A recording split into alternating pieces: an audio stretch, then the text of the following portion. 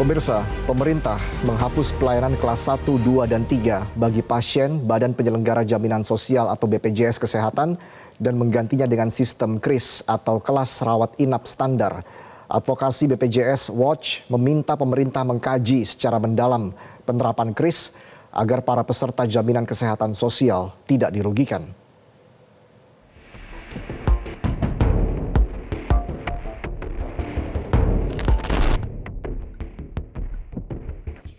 Pemerintah menghapus pelayanan kelas 1, 2, dan 3 bagi pasien Badan Penyelenggara Jaminan Sosial atau BPJS Kesehatan melalui Peraturan Presiden atau Perpres nomor 59 tahun 2024. Perpres tersebut mengatur penerapan fasilitas berdasarkan kelas rawat inap standar atau KRIS di seluruh rumah sakit yang melayani peserta BPJS Kesehatan sebagai pengganti sistem kelas 1, 2, dan 3 yang berlaku sebelumnya.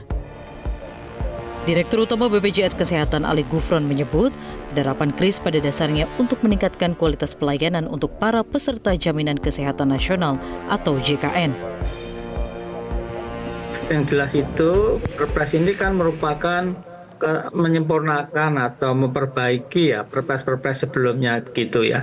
Termasuk yang diatur di situ itu selain KRIS kan ada juga KDK, juga ada pemilihan Vaskes, kalau ada pemutusan hubungan kerja dan yang lain-lain gitu ya. Jadi memang yang menjadi perhatian tadi ya itu lebih ke arah KRIS-nya. Nah, KRIS sendiri tentunya itu kan yang penting kalau dari BPJS, perspektif BPJS itu untuk tidak mengurangi kualitas tetapi meningkatkan mutunya, meningkatkan kualitasnya gitu. Penerapan fasilitas ruang perawatan pada pelayanan berdasarkan KRIS di rumah sakit tersebut akan terlebih dahulu dilakukan pembinaan dan evaluasi. Biro Komunikasi Kementerian Kesehatan Siti Nadia menyebut, penerapan KRIS akan memberi keuntungan bagi peserta Jaminan Kesehatan Nasional, terutama yang dulunya masuk kategori kelas 3 akan mendapat perawatan yang lebih baik.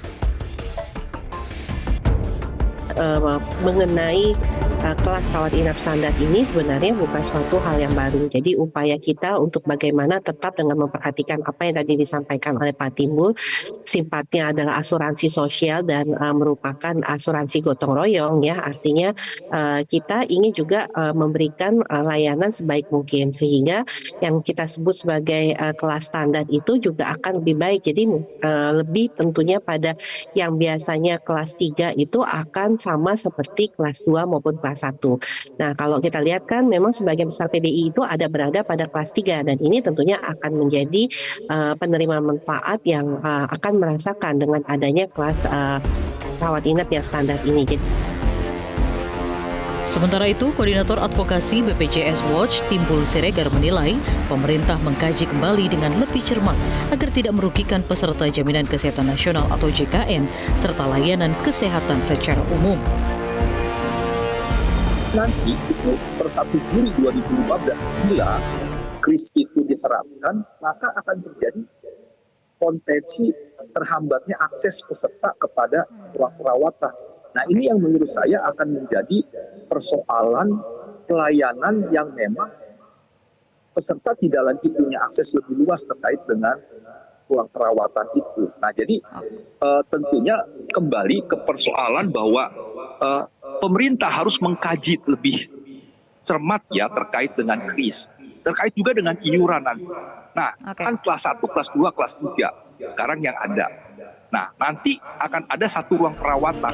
Kan nggak ada lagi nanti iuran kelas 1, kelas 2, kelas 3. Ada single iuran tunggal. Pemerintah juga diminta mempertimbangkan berbagai kemungkinan yang bisa terjadi menyusul penerapan KRIS.